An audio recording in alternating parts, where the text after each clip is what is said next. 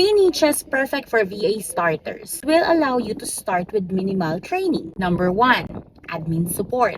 Task or email management or calendar management. Skills naman na kailangan mo lang dyan ay organization and communication skills. Familiarity with office softwares. Number 2, social media management. You will be managing and scheduling posts and also, ikaw na rin yung makikipag-engage sa mga followers. Madalas pa nito, ikaw din yung magre-respond sa mga messages. Ang skills na kailangan dito, kailangan familiar ka syempre sa social media and also kailangan familiar ka sa Photoshop or sa Canva. Kasi ikaw din na magdedesign ng mga flyers na ipopost sa social media. And lastly, customer service support. Ito naman, perfect para sa mga galing sa BPO.